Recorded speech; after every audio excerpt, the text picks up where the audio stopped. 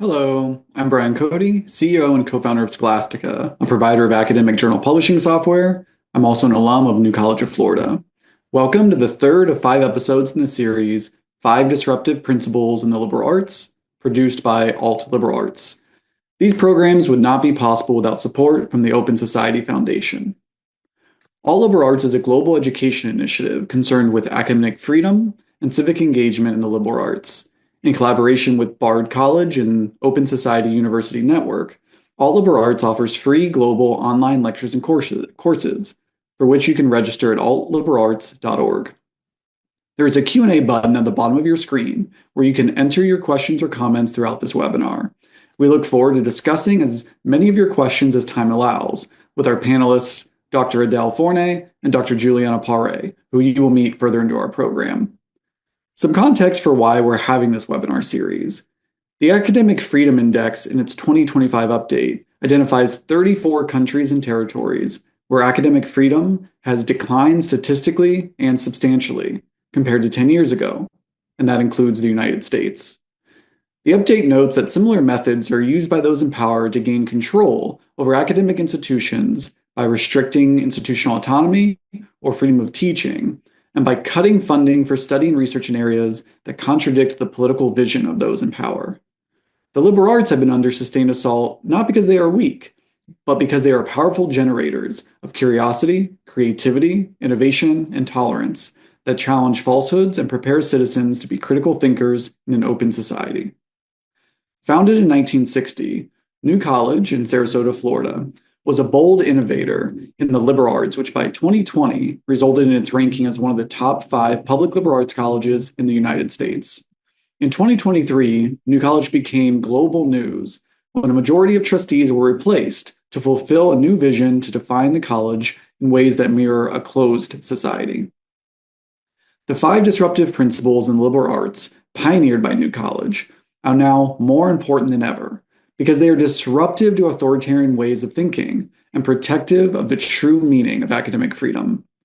As M. Gesson noted in her recent opinion piece in the New York Times, the counter to attacks on academic freedom is more dissemination of knowledge.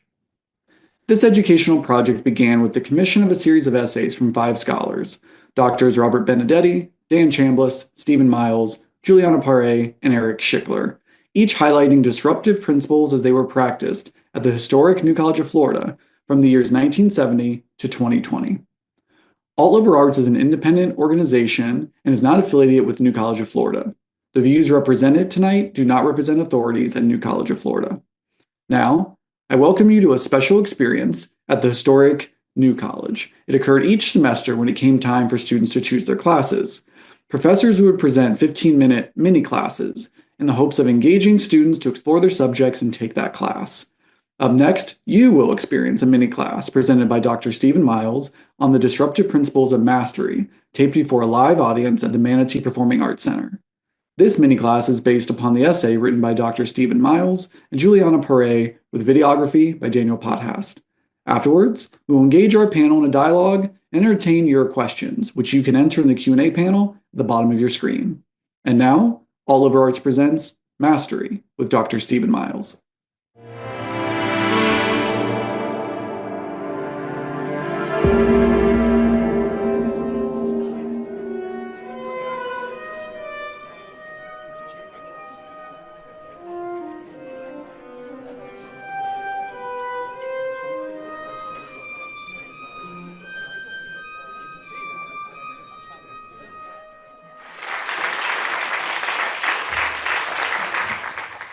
Mastery of a subject or skill, according to Malcolm Gladwell, takes 10,000 hours of practice.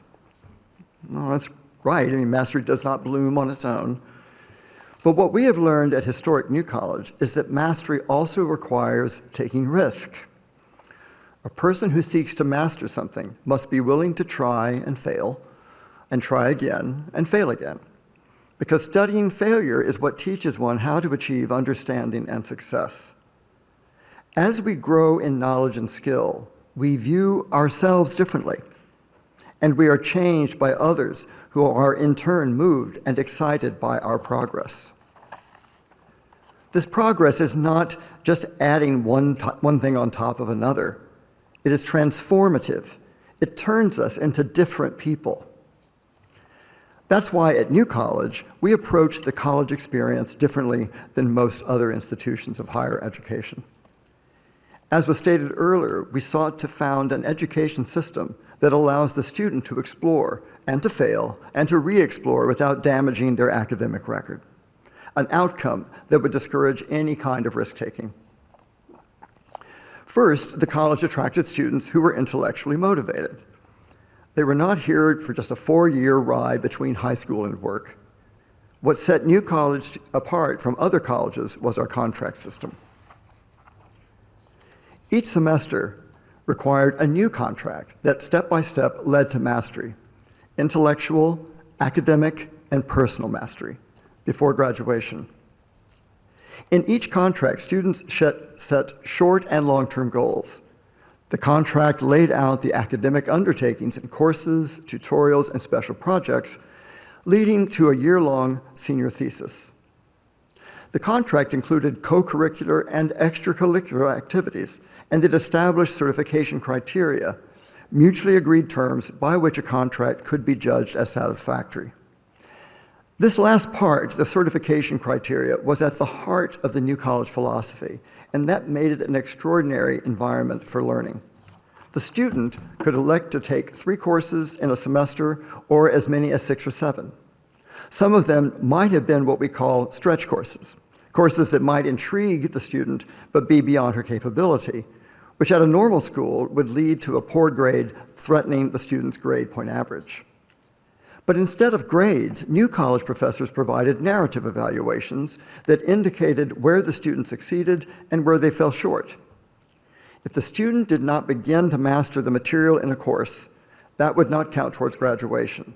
The course could be taken over and dropped completely. But an unsatisfactory evaluation would not hurt the student's academic record. So, a first-year student arrived and was faced with her first contract. It started with a statement of goals, but many first-year students arrive with no idea what their long-term goals are, at least none that they are willing to admit publicly. After all, to state a goal is to risk failure to achieve it. Yet the contract required it. That led the new student to begin an inner search to be able to articulate interests and ambitions.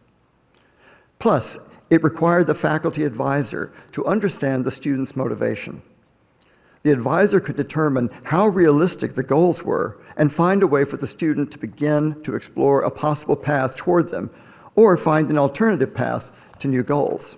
That kind of advising required New College faculty to always treat their students as individuals pursuing their unique path to mastery. The faculty had to focus on the students and provide extensive evaluations throughout their college career.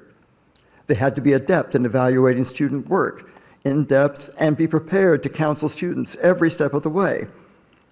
That certainly made for a demanding academic career, but for those who embraced it, the work was rewarding as they watched students step toward mastery and the life it can provide. When I think of students dedicated to the pursuit of mastery, one particular student comes to mind. He arrived with virtually no formal music training. Yet in his first contract, he declared that his long-term goal was to be, quote, to become a great composer. A great composer. Not just a musician. I mean, how was I to respond to that? Instead of questioning whether his goal was realistic, I encouraged him to take Music Theory 1 and to let his performance inform both of us as to how realistic his goal was. He initially struggled in the course, experiencing some measure of failure. But through his diligence and determination, he earned a satisfactory evaluation. That prepared him for Music Theory 2. When we sat down to discuss his second contract, the student had changed his goal. He no longer was aiming to be a great composer. No, now his goal was to become a very great composer. This is the truth, total truth. How does one become a great composer? I mean, how does one become a great anything? Motivation is important, of course, but more decisive are a demonstrated mastery of compositional technique and a deep understanding of music history. It's like the student having a grand conversation among living composers and those of the past. To understand how to contribute to the conversation, one must understand and master all that has come before you. Music courses provide a context and the opportunity to develop skill through projects, essays, analyses, and in the case of a composer, the opportunity to understand historical idioms from the inside out. For example, in my classical and early romantic music course, I encouraged student composers to create music of their own that demonstrated their grasp of harmony and form in the styles of Haydn, Mozart, or Beethoven. Such projects were understood as steps on the way to mastery, not mastery itself. To achieve mastery, the student needed to explore his or her own compositional voice. The most ambitious and advanced student composers at New College composed music for chamber ensembles of the Sarasota Orchestra. Students were paired professionals who helped them throughout the academic year to develop sketches into drafts and turn drafts into complete compositions, leading to a public performance at the end of the academic year. That eager student who came to me in his first year with the ambition to become a very great composer eventually graduated with a double major in music and mathematics. His senior thesis was an orchestral work based on the four-color theorem, the cornerstone of map theory. Talk about innovative. This project was so extraordinary that it led him to be admitted to one of the top composition programs in the country on a full ride.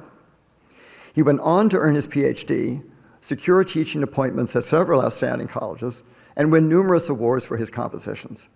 He has indeed become an outstanding composer, and if he keeps it up, who knows? He may well become a very great composer. How many first-year students do you know who arrive at college with big dreams and actually accomplish them? While I have to admit that this student's story is unique, what he accomplished is the goal we hope for all new college students. His story is instructive for several reasons. First, his initial decision to focus on music composition, though exceedingly ambitious, was confirmed again and again through experience. Second, this student took advantage of every opportunity to learn, to fail, to learn by failing, and to gradually find his way. In short, he took responsibility for his education and for his life. I'm proud to have been his partner in learning, offering advice, suggestions, and critique along the way. In closing, my writing partner for this presentation, Juliana Paré-Blagoev, and I would like to share some personal reflections. When Juliana visited the New College campus in 2023, she went to the library and looked up her senior thesis, which she wrote in 1993. She wondered, were there any hints of mastery in this 30-year-old document? She not only saw evidence of dogged commitment, but she also registered the masterful contributions of her sponsor, Dr. David Brain. As she credited him in her acknowledgments, Dr. Brain had introduced Juliana to mental models, which she used in her analysis of the Sarasota County School Board's Public School Choice Task Force deliberations. As Juliana explains, a mental model is in an experimental study is simple to understand. It's a hypothesis that if you wiggle lever A in conditions B, the outcome will move towards solution C. Did you get that? A mental model in the social sciences is a way to represent how many different factors contribute to complex human situations. By selecting a model, we commit ourselves to explicitly naming how key factors relate to each other. It is a way of putting our chips on the table to see, as best we can, whether that mental model has explanatory value or if the facts don't fit the model. Currently, Juliana is a faculty member at Johns Hopkins University, where she teaches in an applied doctoral program. She writes, quote, "What allows me the great joy of teaching highly diverse students is the mastery I have continued to gain in helping others to hone their mental models, the mental models that they use to understand complex social problems. I recognize how the skills I used in my doctoral students reflect the advising mastery that David Brain exhibited and from which I benefited as a New College student. Mastery is not only about content. There are also important masteries of perspective, technical capacity, dispositions, among others. I use what I learned through the process of writing my thesis at New College every single day.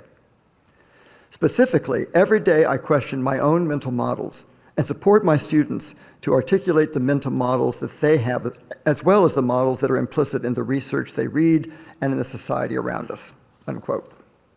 Well, while I, Steve, have focused in this talk on the quest for mastery by a specific New College music student, I should also address the importance of mastery in my own musical and intellectual development.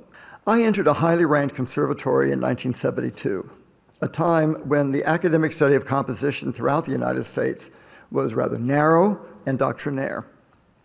As entering composition students, we were told explicitly that we could only earn an A if our music could be dated as post-1954. This is the truth. That meant the harmonic vocabulary should be atonal and the approach to form should be non-traditional. At first, I flourished in this environment. Without working too hard, I regularly made the dean's list, I received awards for my compositions, and an early string quartet was praised by a local music critic. Despite this apparent success, I sensed that something was wrong. And when I took Renaissance counterpoint, I realized that my technical foundations were quite weak. Sure, I was adept in the use of contemporary compositional techniques, but I couldn't have composed a sonata in the style of Mozart or Beethoven if I had tried. I was like an abstract expressionist who couldn't draw a nude with precision. I actually learned this lesson by studying the work of one of the great abstract expressionists, Willem de Kooning. Studying his early drawings, it was clear that he possessed a complete understanding of human anatomy and flawless draftsmanship. And that technical command contributed to the power of his later abstract paintings of women. When I discussed my technical shortcomings with my professors, they didn't think that I had any problems. In response, I left the conservatory and spent the next 5 years working my way systematically through Western compositional techniques, composing music in historical styles, until I realized that it was time to compose in my own voice. Only then did I return to the conservatory to complete my degree. While my decision to pursue independent study was risky, and it certainly created great anxiety for my parents, those years of solitary labor decisively shaped my identity as a composer and later as a teacher at New College. All of my students, like all New College students, regardless of discipline, learned that there are no shortcuts to mastery, but the rewards of mastery are rich beyond measure. Thank you.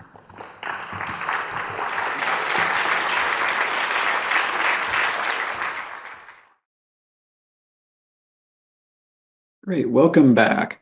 I want to remind our audience that we welcome your questions, which you can enter by clicking on the Q&A tab at the bottom of your screen. And joining me today will be Dr. Adele Fournet, who will be joining the Jacobs School of Music at IU Bloomington this fall as an assistant professor of music production. She has performed her original music at both Lincoln and Kennedy Centers. Thank you, Adele, for joining us today. Also joining our panel is Dr. Juliana Paré, who is a faculty member with Johns Hopkins Department of Education. Her work focuses on the bidirectional integration of knowledge from research and educational practice. She is currently associate editor for the Society's journal, Mind, Brain, and Education. Welcome, Juliana.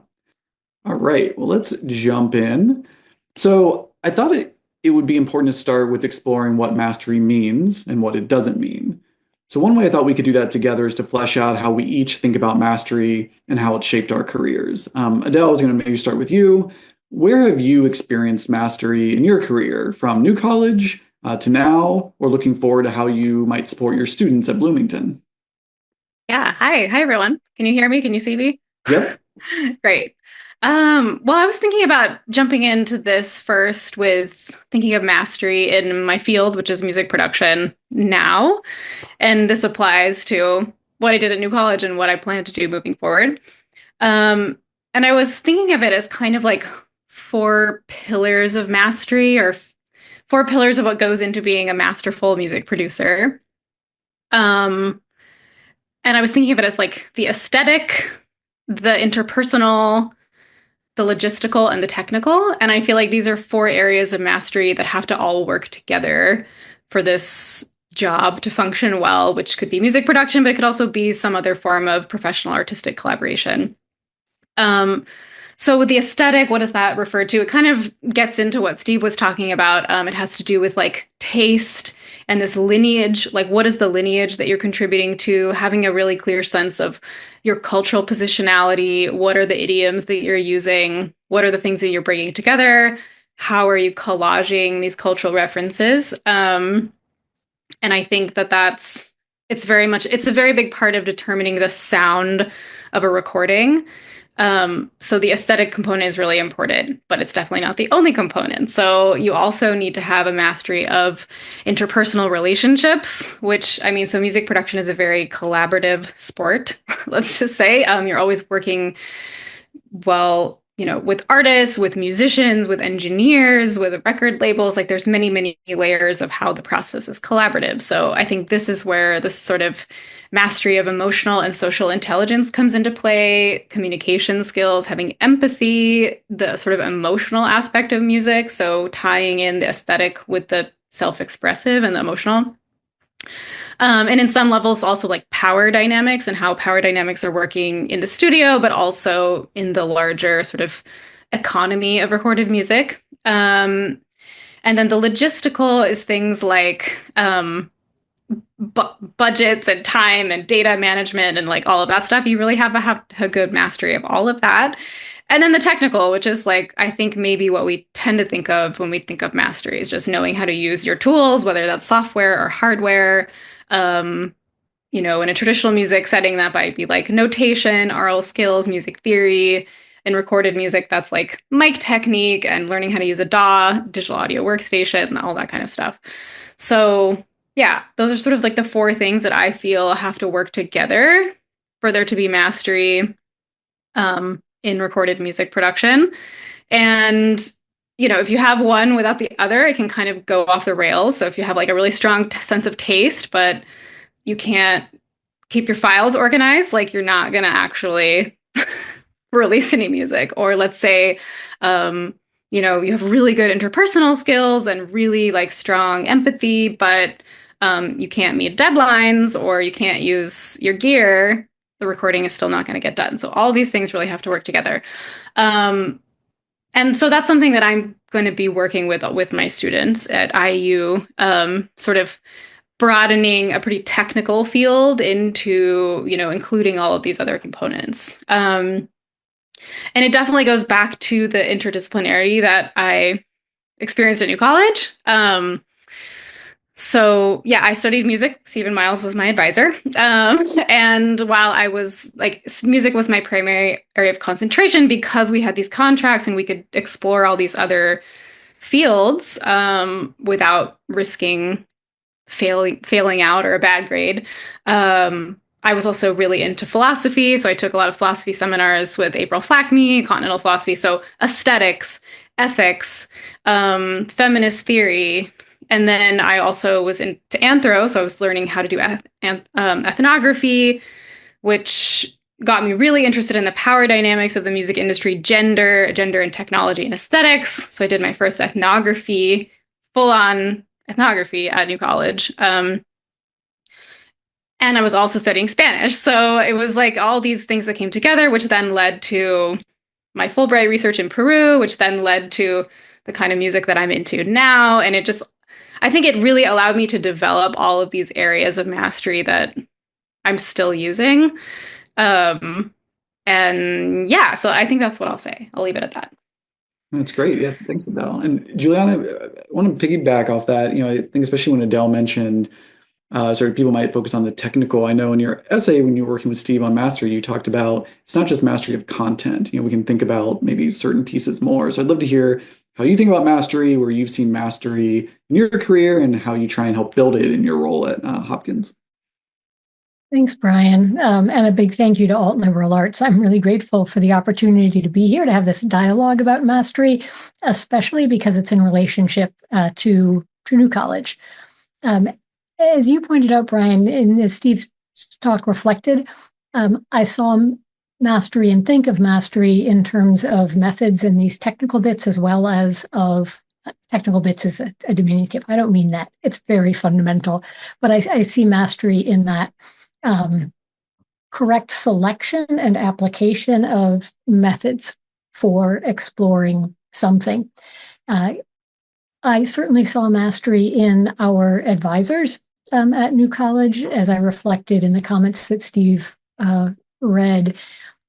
When he had a choice, Steve had a choice to make when his new student asserted that he was going to be a good composer, a great composer, right? And the choice that he made was really fundamental to my mental model of what advising is and how it shaped my experience. Even though Steve wasn't my advisor, I did learn from him in various chorus settings. But my advisor, David Brain, in helping me embrace the idea of mental models, it was an opportunity to recognize that my own mental model of science, my own mental model of what policy ought to be like, my own mental model of what it means to have a breakfast, a lunch, a dinner, right? Like all of these kinds of mental models that we have sit underneath our daily life and our daily experiences. And if you guys are kind of thinking mental model, I do know what that is. I don't know what that is. Like for some of us, it might feel like really, on hand and simple. But I'll say that in all honesty, like I had to forget and remember so many times before I really felt like I fully incorporated an understanding of what a mental model is. And I mean, like beyond my time at New College.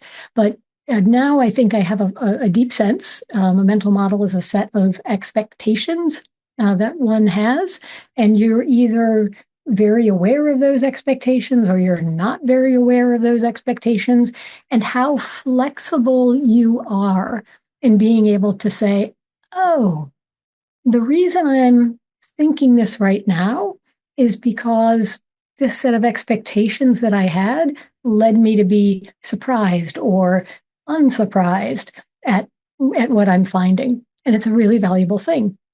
So one of the important principles that I went on to learn as a graduate student, similar to what Adele was saying, is that different disciplines are really defined in part by their methods. So I'm an education researcher, a non-clinical developmental psychologist. Education research is a field, and it includes anthropology and sociology and psychology. More recently, in the last 25 years, it includes neuroscience, now affective neuroscience as well, and mastering the type of educational research question you can ask that the field will even care about listening to, right? Like it depends on the interplay of the content and the method that you pick. You asked me to think about it in terms of my work with Johns Hopkins. So I'll relate as one example that one of my recent students who graduated a couple of years ago, she's a trained playwright and now works in corporate settings and was really interested in understanding how you could make training not stink. And she wanted to use her narrative understanding from playwright work to attempt to begin to transform training so it's not just a shell game of checkbox kind of things. We had a hard time thinking through what's the right methodology, right? The corporate settings she was in did not want her collecting research, right? Like in their spaces. And eventually what we landed on was an interview approach where she found experts in different domains, in medical settings, in economics, in counseling, and another, and I've forgotten what the other is. And she interviewed those individuals about how they use narrative story in order to supplement or even be the fundamental aspect of their training work. So we may be familiar with the idea of a case study in medicine. narrative theory and case studies in medicine or in business school is well established, but narrative theory much more deeply that begins to explore things like Adele, you were saying, you want those personal contexts and understanding. So a case study that's not just about the 35-year-old female who did X, Y, and Z, and then her liver fell out, right? Probably not quite that case study, but that you're also in a narrative exploration of the medical realm of that case study, it takes into account many of the behavioral elements that will be really important for how that individual is supported or not supported by their larger community. So as an advisor, I need to be really flexible and think, okay, what's the mental model of this student with the playwright background here? What's the mental model of this student who's currently working in a charter school in Nevada and has a background in computational linguistics and also business and also music, and they're trying to figure out how to teach language to kids when they only have 45 minutes every 6 days with a kid. And it's been wonderful to draw out people's expertise from the different influences that they've had in their lives to help them get a mental model of their own studies as one where they have full agency. So I'll just stop there. That's great. And something I want to comment on is, when Adele talked about these different, these 4 areas that need to sort of all work together to actually produce something, to create. When you mentioned Juliana being flexible, you have to be very flexible in that role. I want to note, when I was getting ready for this, I was immediately interested in, well, how is mastery defined and measured? If we're talking about, liberal arts education or education, and there's a whole strain of thinking, which is it's about a high level of competence. So traditionally, we do try and measure competence. You can think about much of college might be about evaluating that, right? Tests and grades are a way to measure competence. But when I was thinking about what Steve Miles was talking about in the presentation and my own experience at New College, it really felt like we're talking about something qualitatively different, than sort of basic competence. And as I kept researching, something that resonated with me was there's this taxonomy of cognitive learning from Bloom. Some people will be familiar with this, but these different levels, and it's sort of, remembering and understanding, sort of levels 1 and 2, applying and analyzing, and then evaluating and creating. And what resonated with me is the more, and I think both of you were illustrating this, is that idea of you've mastered something not when you've retained it or you think you understand it, but the point at which especially you can create, you can synthesize, you can do something innovative with it. That flexibility sort of on the fly or in writing. I want to acknowledge sometimes we all need space to create. It doesn't have to be in front of an audience.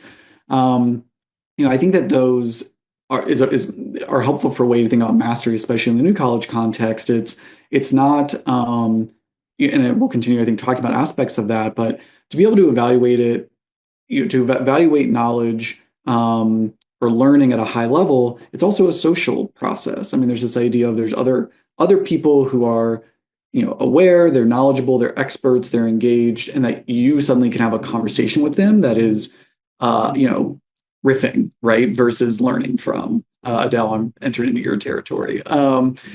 So I wanted to mention that and kind of move a little bit into that New College side. Steve Miles talked about the contract system. I don't know if anyone wanted to share any of their experiences with the contract system. We could also talk a little bit about it, but maybe Adele, again, I'll start with you, and experiences with that contract, because you mentioned the contract system, being able to sort of try things that maybe allowed you to build some maybe unexpected areas that would contribute to mastery. And how did the contract system at New College help with that? Yeah, I mean, I think that it's funny watching this. I think the thing, his his talk and the photos that were overlaid, there was someone doing gymnastics. I was like, okay, cool, got some extracurriculars. I was thinking actually like the extracurricular part was so important for me. So there was like the flexibility to take courses that were outside of your area of concentration. But then the extracurriculars were part of the contract, which I thought was so interesting because it really like said, okay, your goals that are beyond your academic goals, like maybe your creative goals or your interpersonal goals are as legitimate and they belong on the contract as well. So I was thinking about that with me, with my extracurricular goals. I always had my bands, like the rock bands that I played in on my contract. And I think that that was the realm in which I was actually applying the content in the most direct way. So it was, I was learning music theory and taking piano and composition and whatever. Um, but I was immediately getting to, use those skills in the context of my band, which was considered to be part of my academic process. And I feel like Steve was so good at recognizing that and not delegitimizing it, not being like, oh, that's, you know, don't put too much time in that, or, this is going to take away. No, it was part of the thing. So I feel like that part of the contract was just really important. And to be, he also really witnessed it and took it to another level. So when I was in my fourth year at New College, Steve had this collaboration with the Sarasota Orchestra where like composition students would compose and we would get to have, professional feedback and they would play our pieces in a more like chamber ensemble setting. And then in my fourth year, he actually did this thing where he had players in the Sarasota Orchestra play with New College bands in our band. And then we had a performance that was sort of like this interdisciplinary rock meets orchestra performance. And then there was dancers and stuff like that. And all of that was extracurricular, but it was very much curricular. And so I think that like that to me, that flexibility of validating the whole experience was, yeah, just absolutely essential to be able to apply the tools to gain the mastery that I needed and wanted. Juliana, any experience with the contract system you want to share? Listening to Adele talk a bit about the way that her experience was about the integration of non-academic and academic. And I use those terms kind of loosely, right?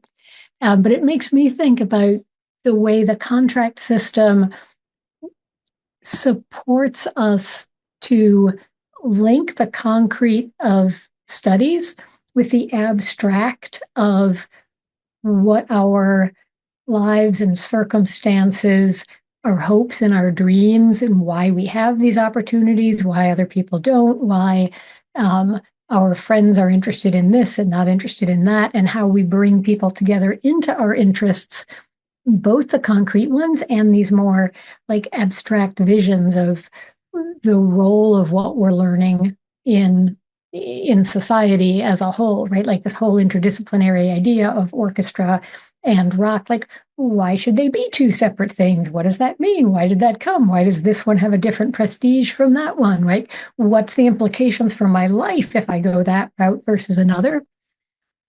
Yesterday, I was reading a Scientific American article that one of my graduate student colleagues wrote and published, I think just this year, it might have been last year.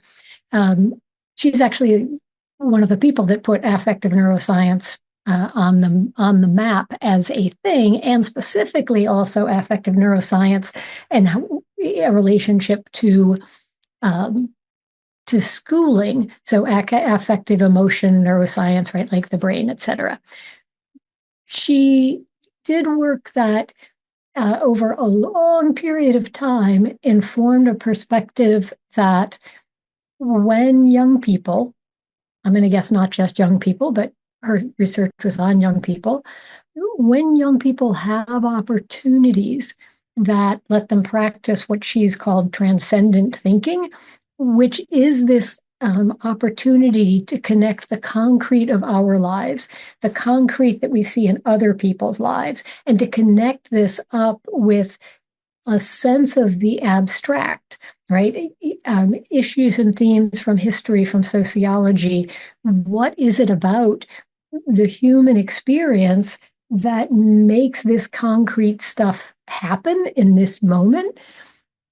I think the contract system made us stop and pause. And I don't think I was thinking about this at all when I was at New College, right? 100% not thinking about that. I was probably thinking about when the deadline was and whether or not I had, filled out my paperwork. But it does help induce a sense of habitual reflection around how does this thing that I'm committing to for the next X months, like how does that relate to who I am, what I want to be, how I want to work with others? And that opportunity to think that transcendently, according to Mary Helen's work, suggests that when you have those opportunities, you are more likely to have a very agentic approach towards your own life. And the only kind of mastery that I really want to inculcate in others is one that's deeply agentic, right? I want people to be agents in it. It's technically easy to get good at technical things, but it's different when you get to choose.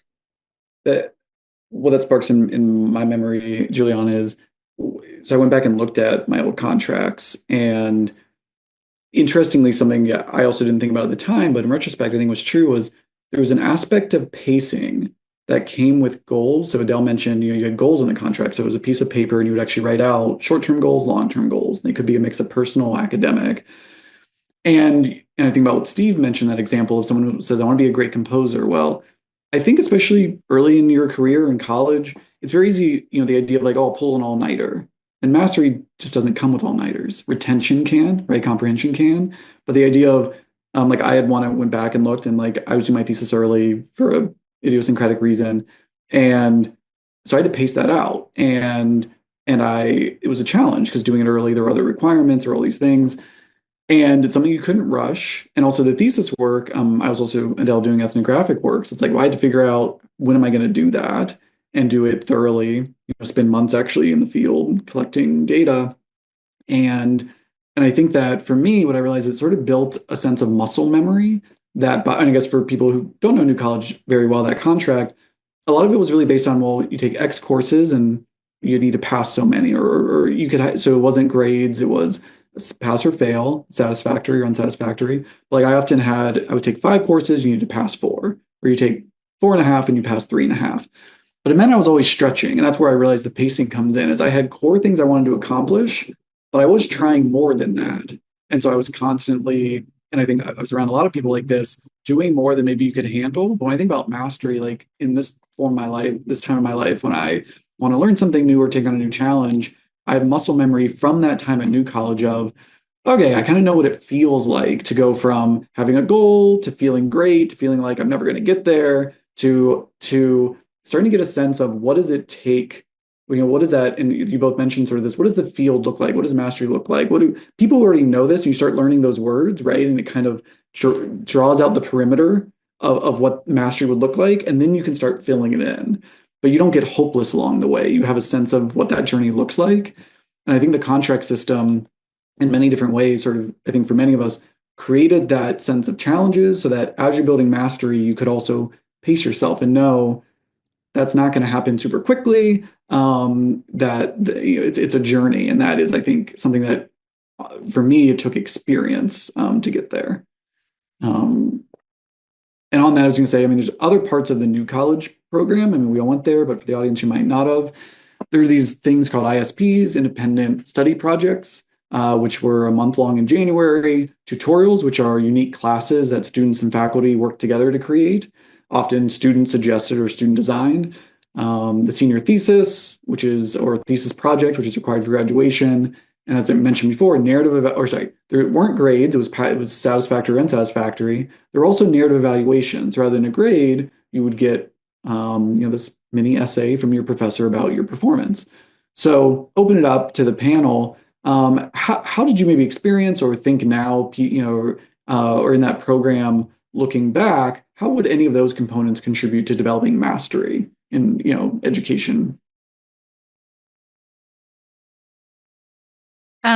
I can jump in. First of all, I wanted to say, like, the muscle memory thing is really resonating with me. And I think something that was really nice about, now that you're saying, I was like, I'm having these like, oh yeah, true. But I feel like one thing that was nice about New College is like, it's like we got the muscle memory of planning things out and figuring out when, and the pacing and everything with a guide, like with your mentor, your advisor. and it was almost like they were there, like the training wheels. And then now in my life, I'm like the advisor and the advisee, like producer and artist. And I think it's interesting just to have that muscle memory of someone who was there with you to figure that out in that process. And then you can kind of like graduate from that and do it with yourself, which I think was just like a massive thing that I got from New College beyond any content. And with the, I guess like one thing I was thinking about with the ISPs, independent study projects, for me, it was a chance to bring my own like content area interests into the New College setting. So, for example, when I was studying with Steve, he comes from a like new music, classical music background. I'm really into popular music, and so there was a gap in offerings. There was a hole in the offerings at New College in terms of content. In terms of what I wanted to study. So I remember my first ISP was a Tori Amos ISP, where I learned so basically I took the same models of learning that he was implementing, which is deep analysis, and then you write in the style of this person to make your own personal compositions. But I did that with Tori Amos. And so it was sort of like, instead of Beethoven, it was something more modern, and I applied the same skills. And then it gave me a huge opportunity to also learn how to DIY a lot of things. So basically, that's when I started to learn how to record myself. I started to learn how to use Logic Pro within the context of his guidance, but also just so much freedom. So I feel like I felt like the ISP was really important in that sense because, New College was small. There weren't tons of professors. There weren't infinite course listings. So we had to sort of creatively be like, well, I would love this class, so maybe I kind of design it, and then this person sort of accompanies me in my self-learning project. And same with the tutorials. So that would be like a longer version of the ISP. And I remember even in graduate school, I was like, oh, I really want video ethnography training. And my professors were like, well, we don't have that. And I was like, can I make a tutorial and I'll make the class? And they were like, sure, we don't know what that is, but let's go ahead, So I feel like just sort of like, almost like you can take this model and then you can populate it with your own content. It's just like a great model for self-learning. And like filling in the gaps. Juliana? When I think about my New College experience, I got to be honest, I think much more about the independent study projects and the tutorials than about the contract per se. And that sort of iterative exposure with opportunities like where you can create a combination of like easy or medium or hard learning experiences, I think that's really important for the experience of mastery. You know what I mean? It's sort of the video game rule, right? You want to be in that space where you're likely to fail enough that you learn, but not so much that you just want to give up. And I think New College allowed us practice figuring out what that spot was for us, not just like in a given book, but across a trajectory of time for learning multiple different types of content area. Being able to correctly anticipate how hard something's going to be for you is really, really useful. I'm really bad at it still. I'm especially bad at how long is this going to take me to do. I can imagine how long it's going to take, and I'm usually right, but then what I actually predict is way lower than that. I don't know why, but that's a mistake I make over and over again. I think the opportunities, like with independent study projects, the fact that there was a combination of independent study projects, and even though they're called ISPs, sometimes we could do group ones. I liked that. Sometimes I needed in a given January to, yes, please, I would just like to be with a group of people and we will all carry ourselves along, as opposed to be rigidly in charge of my own efforts. So the fundamental assumption that if I'm going to learn something, if I'm going to be responsible for my own education, it doesn't just mean that I do a good job studying what my professors put in front of me, but that I do a good job crafting learning experiences that pass muster. That was fundamental. To prepare for this, I want to be factual, not sort of live in a memory lane, because it's, been decades. And so I got my transcript because I was curious and I looked, and both of you talking about the tutorials, if you include, so tutorials and ISPs, if you count those as sort of a structured learning opportunity, I looked, and 30% of the time I took structured courses were self-designed.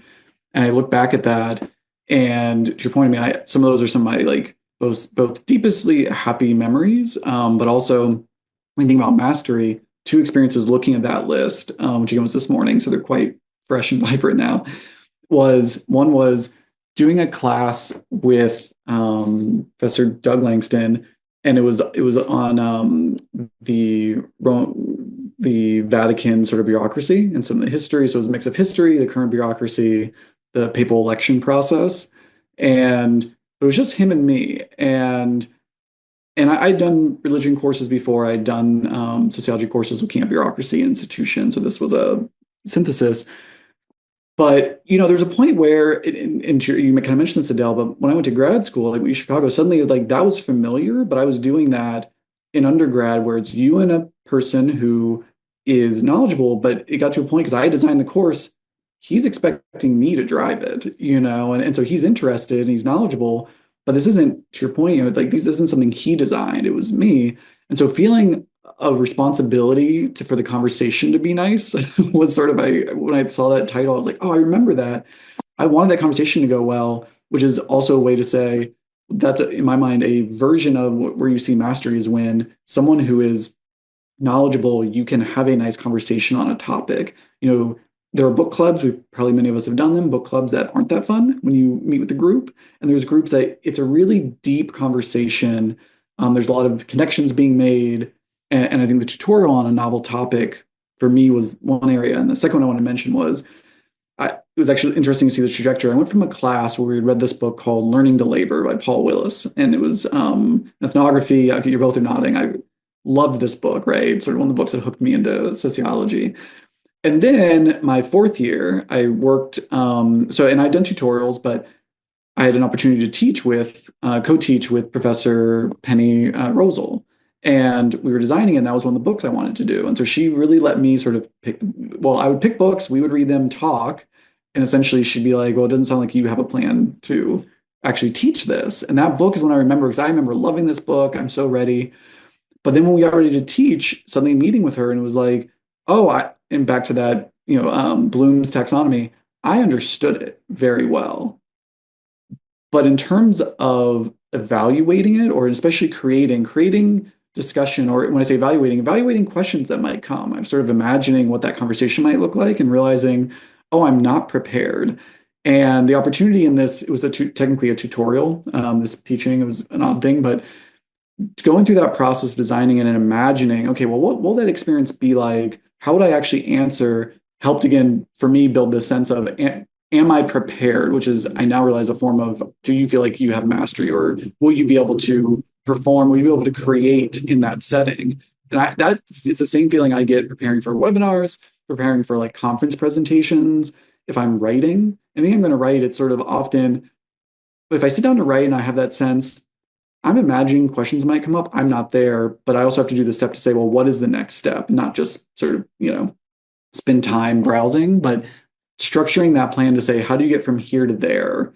And I now realize that is a form of, mapping out how to get to mastery from where you've been. And that all comes, that experience, I think many of us had that in grad school, where suddenly you're supposed to go from a consumer to producer of knowledge. And teaching is a version where often that challenge hits, where it's like, well, this, but can you deal with a room of people who are also intelligent asking questions? So that was an experience I had there. And on that with teaching, I think we've all had pedagogical experience. I don't know if anyone wants to share anything on that. I think what you've just said brings out for me this kind of difference that we've already alluded to, a question about mastery and agentic mastery, because as a teacher, there's also a question about whether you're teaching towards the kind of mastery that traditional academic settings might bring us into.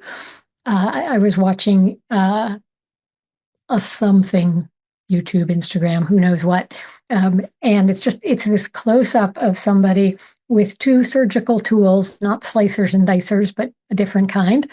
And it's a neurosurgeon on the other end of these things. And he's got a Post-it note-sized piece of paper. And with these two little tools that don't have any grabby bits, they're just, think of them as refined chopsticks. And he does this incredible origami, with this thing. And it's a neurosurgeon. And it's how the technical expertise of manipulating this tool is kept fresh and strong by using this different approach. And that kind of teaching towards mastery in a technical space is one kind of instructional approach, very necessary in lots of places, right? Like sometimes I really do just prefer somebody to be like, okay, drill this and I will be, sad while I'm having to learn it, but then I'll know it, right? And good, just put myself through that. But at the start of that process is me being agentic, right? And saying, I want to have this really unpleasant experience so that at the end of it, right, like the pot of gold of flexible knowledge is there. And so I think, when you describe like that process of learning to be in a place and reflect on, I understand from Bloom's taxonomy, but now I really want to be able to do something different. I want to be able to engage others. I want to be able to describe. I want to be able to analyze. I want to be able to synthesize. That is done, you make those leaps from understand to these other things with different types of intentions, right? Like sometimes to simply explain and sometimes to explain and motivate. And I like hearing you describe that story and your own internal experience of making that shift. There was a question that came up on the second part of this series from the audience that I wanted us to follow up on, which was on for a more traditional academic setting, so at a not new college or at a not school that not like the historic new college, are there ways people can bring mastery, or elements of that new college curriculum, but elements of mastery into that college education or into that setting? I'm also curious if you've had any challenges or tried anything around that. I'm going to jump in, if you don't mind, Adele, with one other quick thought in regards to that. Several years ago, I read a paper in it was in a law school. It was written by a law school faculty member at Florida International University, right? Like law school is teaching towards a test, right? Like you've got a lot of content you need to absorb and understand. And FIU at the time that this article sort of begins, its starting point, the students coming out of FIU Law School were not doing very well on the bar. They were low in terms of the rankings and compared to other Florida State University system schools. And the faculty member was like, if I'm going to change this, chances are I'm not going to be able to change the faculty because they've been doing this for a while. They've got their own mental models of what this is supposed to be like. It's supposed to be hard. They're supposed to, right? And it is supposed to be hard. I get that. But he did think that he could probably change the way that students approached their own learning. So he took lessons from this book called Make It Stick around cognitive science principles of learning, which are not too dissimilar from the kinds of things we're talking about here.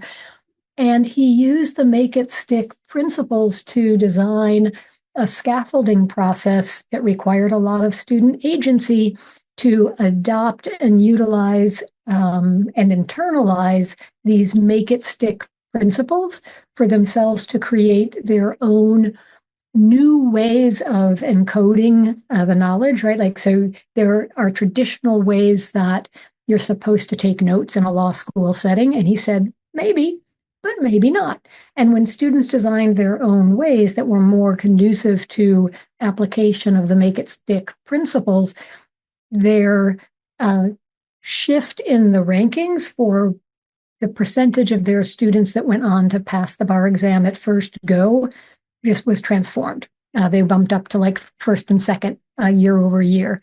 So I think that question about traditional academic setting, if you are not able to change the parameters of course structure, if you're not able to change parameters of how the faculty are teaching, but you can shift the mindset of the student and give them different types of tools, then you get different results. Adele? Yeah, I've been thinking about this a lot because I mean, I'm jumping back into an academic setting after being sort of mostly out of academia for 6 years. And in these 6 years, I've been teaching primarily graduate students who are very self-guided. So sort of inherently new collegey.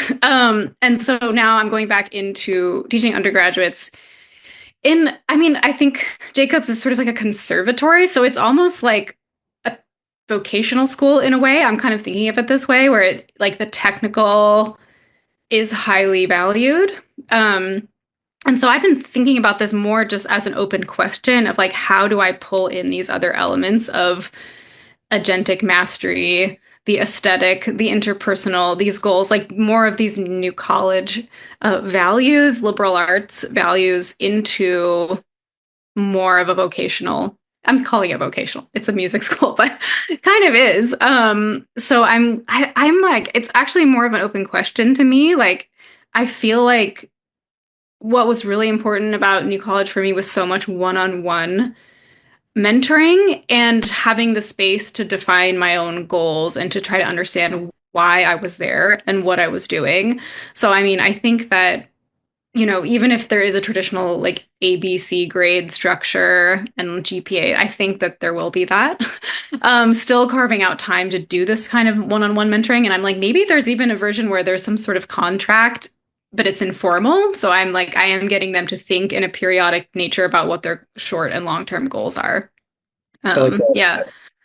Yeah, an informal contract. It reminds me, when I was doing doctoral work at U Chicago in sociology, which I left to do tech. But I was there, I taught and I loved teaching. I was planning, to be a professor. And again, I came out of New College, and when you mentioned, right, the grades, I had a challenge in. I was teaching in this power identity resistance segment, and sort of some set pieces, set books. They have part of this like core curriculum, but then you also, you teach and you can do that to your own style. And I did two papers, and I would do narrative evaluations. And to your point, Adele, I was like, oh, these narrative evaluations, these will be great. And what I realized was it was actually the conversation afterwards. Because one, what I hadn't anticipated, because again, I didn't go to a school with grades, was in U Chicago at that point, and still might be true, was very much trying to sort of set itself aside from a not grade inflation school.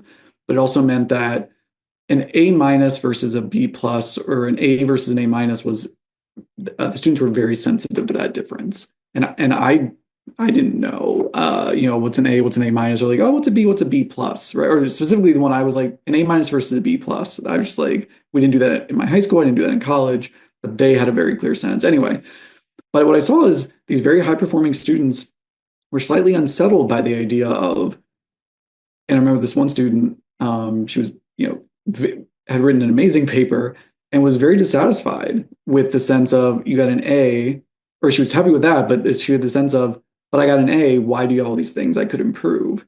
And that really struck me as, and again, it ended up being a really good conversation. And I think for her was something, the idea, but what I would say is the conversation is what made it. So you pointed out, I think, a lot about that, which is, it wasn't just that we got narrow evaluations, it's that often, and I went back and read a bunch of mine, I mean, so many of them, I even copied some in to get the word count. Many of them were like 700 to 900 words, seem to be very common. And that, in retrospect, I'm like, I know, it seems crazy, so much writing. But the point is, it was personalized. And it's like, so that idea you're saying of, the one-on-one, I know, Juliana, you do a lot of this, obviously, you're talking about in your entire program, like the flexibility and tailoring it to the individual.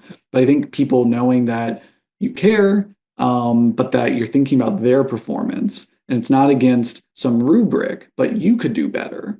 And that's so much what I think those never evaluations challenge people is for a student, especially I think a high performing student to hear, sure, that was good, but you could do better. Is I think, and here are the ways you could do better in the future. Here's things you could build on. And I went going back through these evaluations, there were so many specific, again, almost what you get in grad school, sort of, oh, if you want to achieve, essentially, they were all saying, if you want to get better, here's ways you can improve in your history writing and your research. Here's way your ethnographic analysis could be better. And it's like, these are personalized tips before, we had ChatGPT on how you can improve. And it's pretty amazing, but I think that's one way to build them in, is potentially like the conversations Adele said, also trying to have those conversations. The last one I was going to note is, and I haven't done this, but I thought about this for a long time, is to have continuity is let students bring a project, like especially if like I've done some stuff at Loyola with their entrepreneurship school, and they do there's a lot of projects, right? Building out ideas. And I think letting students bring that project to a new class, but then build on it. And so to say, keep going, or if it was a research paper, you're something you're really interested in, do forward citation searching, figure out who you read this book and you did your analysis.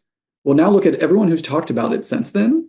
And what ideas did you not think of? What do you think was really smart? And I think a lot of us, I mean, that's also getting those contours of mastery is that your initial understanding when you read a couple journal articles about other people who are citing this, I think a lot of people will get a sense of, oh, that's what that level of dialogue looks like, which is different than when I wrote my paper. So that's an idea I've had. If someone does it, please let me know.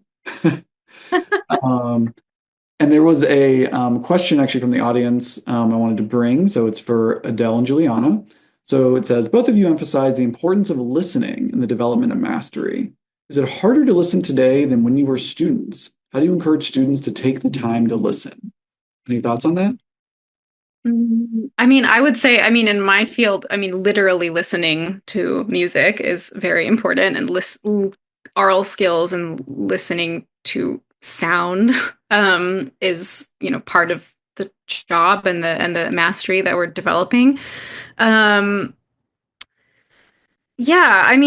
it's definitely an issue within recorded music in general, and I think that like the attention economy that we're living in overall, that there's such a deluge of sound everywhere that there is kind of like this short-circuiting of listening skills. Like students are just bombarded with new sound, new music, recorded music everywhere, like in every location, gym, car, grocery store, cafe, it's just really constant. And I think that one of the things that I'm looking forward to developing is like this idea of critical listening and really taking the time to sit down and in my field, it's like listen to a full album. So don't just stream one song. We're going to sit down and not be connected to the internet and actually listen to this and then respond to it. So we have our own way of analyzing and like thinking about what we like and what we don't like, what we want to integrate, what we want to not, all these things. So I think that that's one of the, in what Steve was talking about in the style of Mozart, Beethoven, I'm like, okay, in the style of St. Vincent, Fleetwood Mac, okay, we're going to be listening to these Radiohead, like kind of bringing the intentionality back to recorded music, which has sort of been lost in some ways. So yeah, that's something I've been thinking about a lot. Juliana, any thoughts on that? Sure. I think that it's challenging for me to think about whether it's harder than when we were students. I don't know if anybody else here is a Star Trek fan, but I think about, for example, in some of the more modern versions, they're not very modern version anymore, Next Generation, right? Like the students on the starship are young and they're already doing things like that are way beyond what I would have been able to do like at quote unquote that age.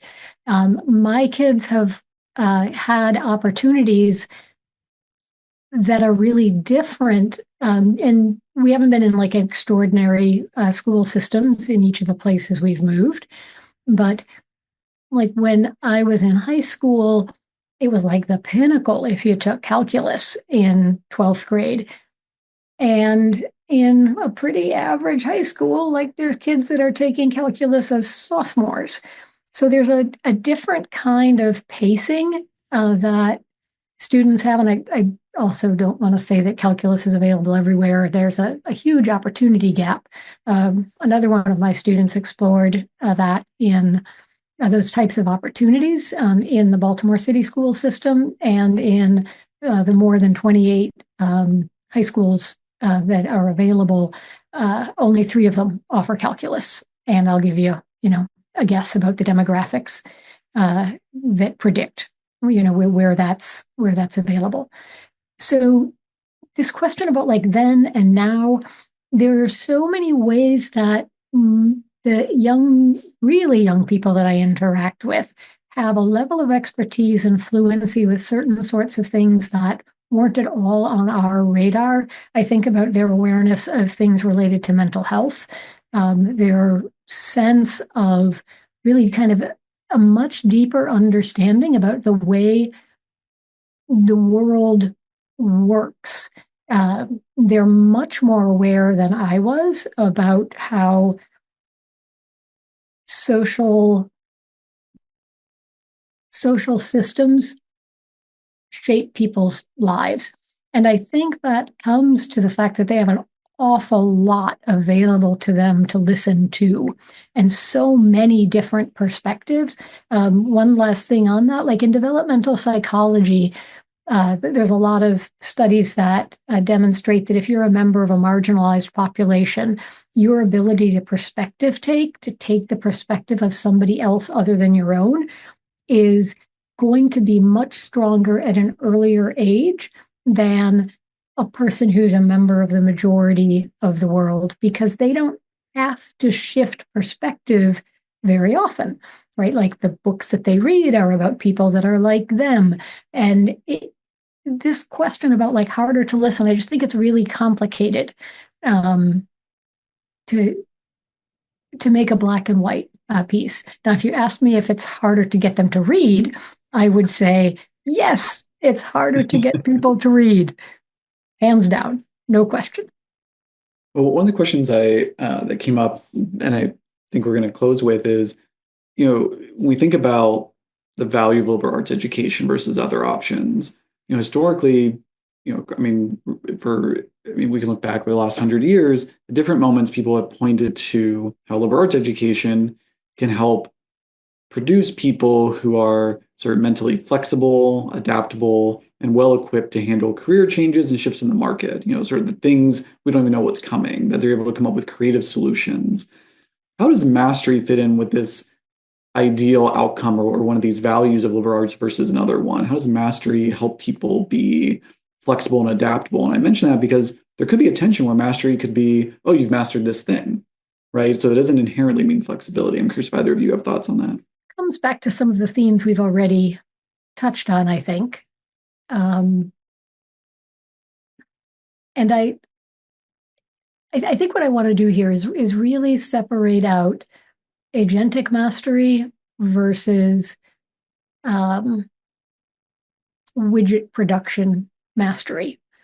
And that whether it's in a liberal arts setting, organic chemistry, whether it's physics, right, whether it's plumbing, right? I mean, you talked about like Votech, right? I mean, music as being sort of in that space kind of thing.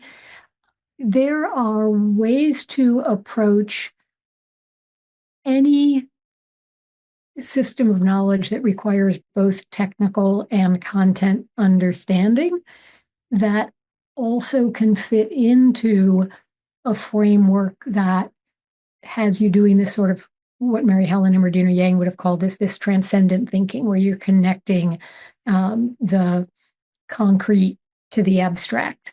And I think liberal arts has a history of doing that. I don't think that it in any way needs to be limited to a liberal arts approach. Yeah, so I do think that it contributes, and I think it contributes in that space of agentic mastery when that's part of the liberal arts education. But certainly people can approach liberal arts without that agentic component, right? They can approach liberal arts in a way that says, there is a true, there is a beautiful, there is a good. Aren't you lucky?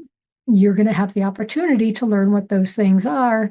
Sit down, open up your ears, start writing. Adele, any thoughts on that?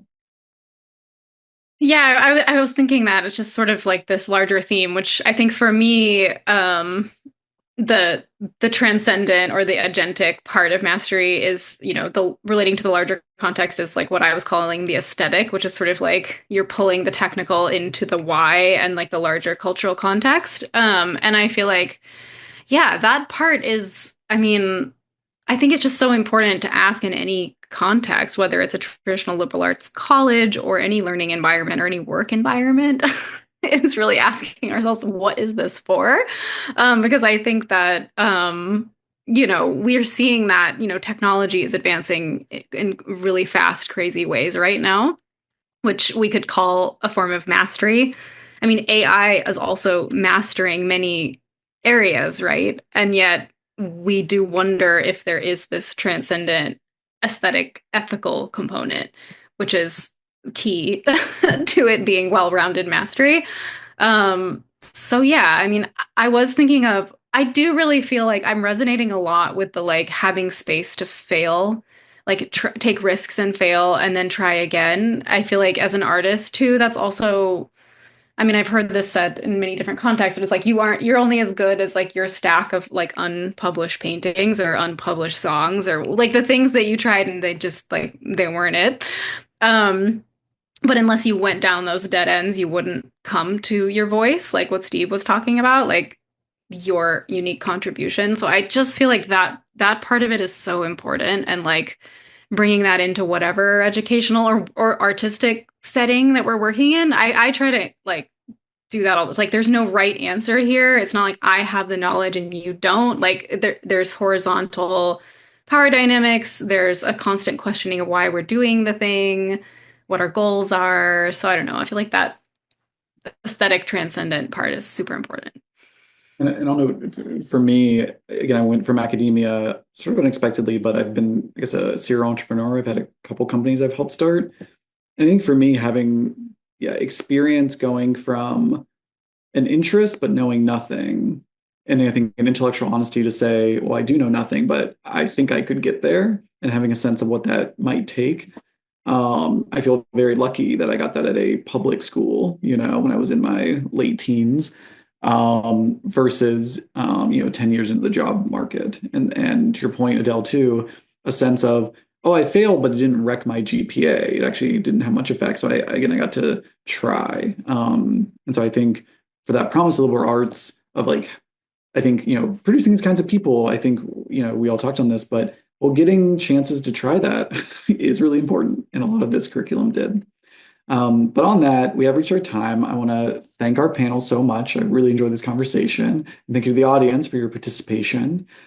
I welcome you to join us for episode 4 of the 5 Disruptive Principles in Liberal Arts webinar series. The next topic is depth and breadth.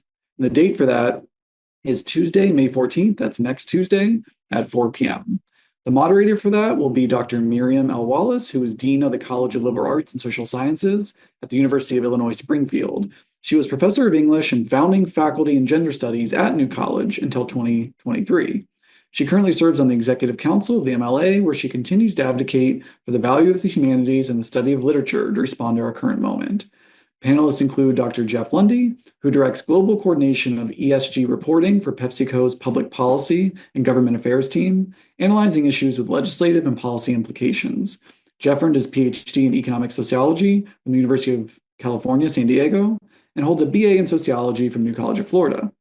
The second panelist will be Sam Coker, who holds a Master of Public Health degree with a concentration in behavioral, social, and community health from Indiana University and a Bachelor of Arts degree in Gender Studies from U College of Florida. They are currently an education and data manager at a harm reduction behavioral health program with sites in both rural and urban settings. You can register for free at this online seminar and the other episodes in this series at altliberarts.org. Thank you again, everyone, for attending today, and thank you for our panelists. Goodbye. Have a great day.